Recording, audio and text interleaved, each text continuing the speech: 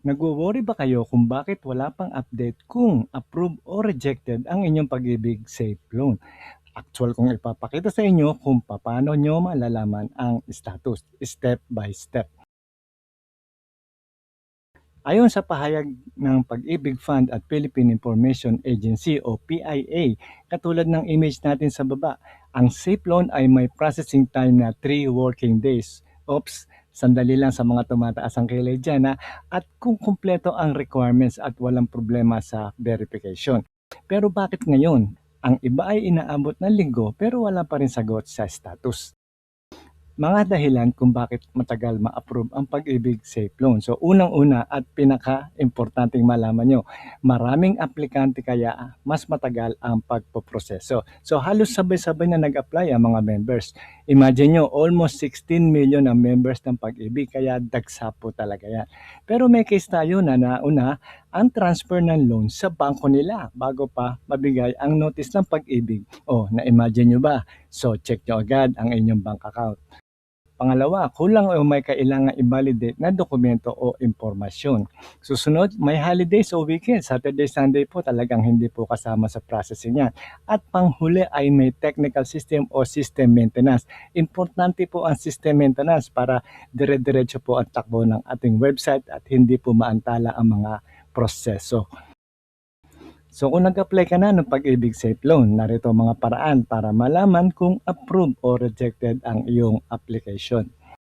So una, buksan natin ang ating virtual Pag-ibig mula sa inyong phone. Susunod, piliin natin ng create account. Pero note lang hindi tayo mag-create ng account kundi para lang ma-redirect tayo sa website. So i-click lang natin yung continue. So susunod, click natin yung box na I have read, yan, at yung sa ilalim yung proceed. So susunod dito, pwede na kayo mag-log in and then select natin ang apply for and manage loans. So dito, piliin naman natin ang view loan status.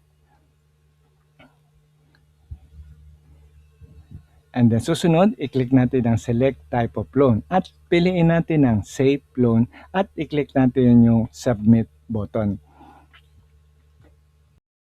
So, kung naproseso na ang application nyo, makikita mo na ang status agad katulad ng kung ito ay approve. Na-approvehan na ang inyong loan at makikita mo na sa iyong loan ang iyong bank account.